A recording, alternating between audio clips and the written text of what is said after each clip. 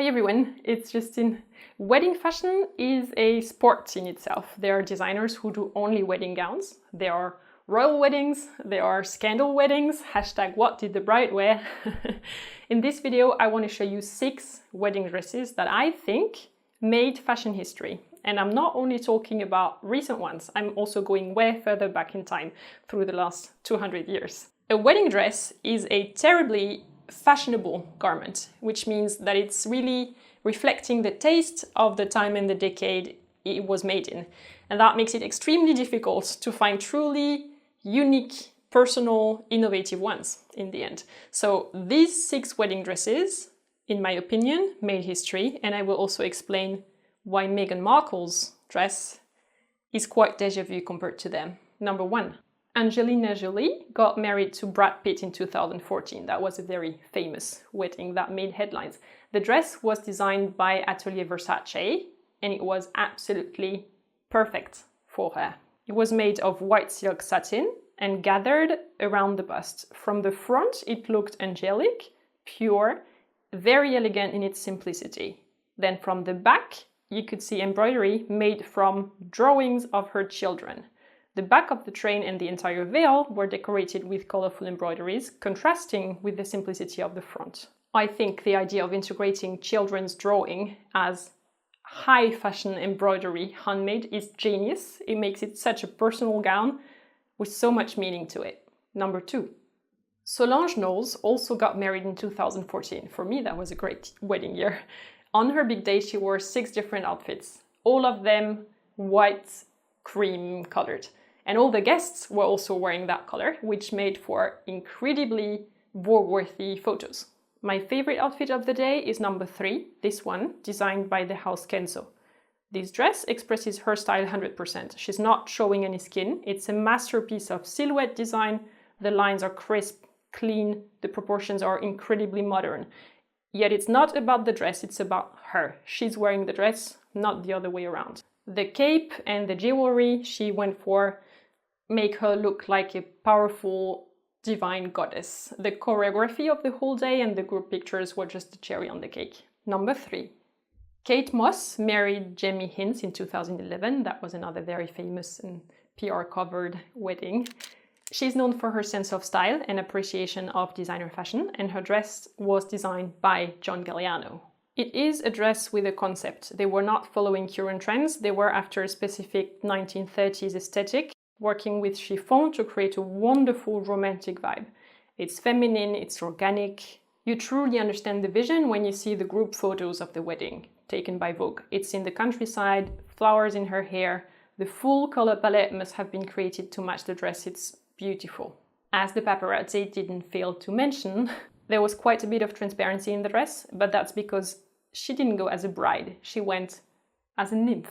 Number 4. I'm jumping back in time now. Bianca Jagger went from star to superstar the day she married Mick Jagger in 1971. As a couple, they broke the rules of the establishment and their wedding day was no exception. Instead of wearing a dress, she wore a suit. A white skirt suit designed by a tailor of Savile Row. Savile Row is the tailor street in London, and that tailor also tailored for John Lennon and for the Rolling Stones. So in fact, Bianca went for a menswear designer. What about that sulfurous cleavage, you might ask?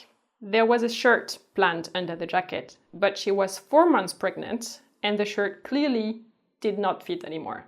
Also, her veil was attached to her hat, practical and so chic. Overall, the outfit was incredibly modern, original, a bit scandalous. Definitely one of the famous ones of that decade though.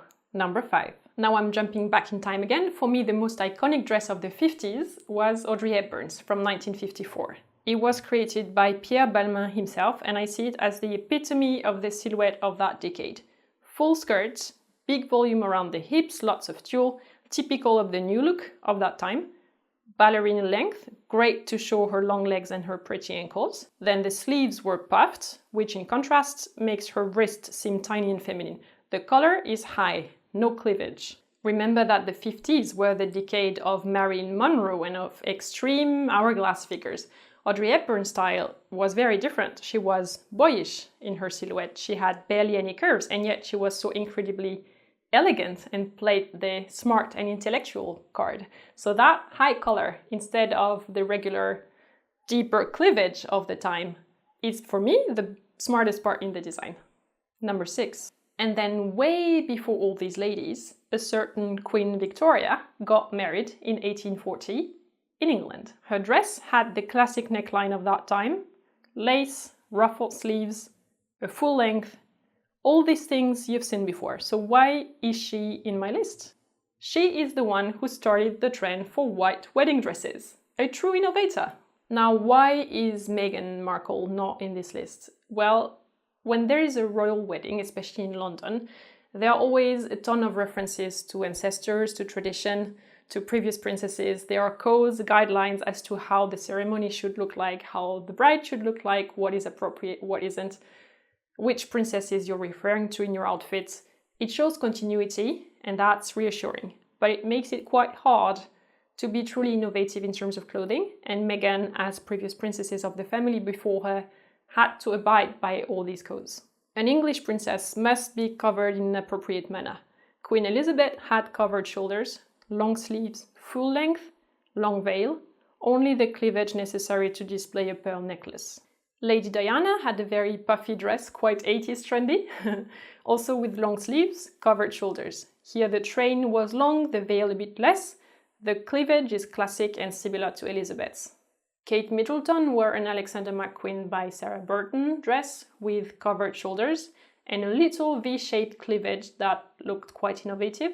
The lace completes the opaque bustier, which is a nice contrast of texture, but which seriously reminds me of Grace Kelly, Princess of Monaco, and the shape of the v-neck is close to what Princess Margaret was wearing on her wedding day. That's Elizabeth's sister. On Kate's dress, the veil is shorter and the train is longer.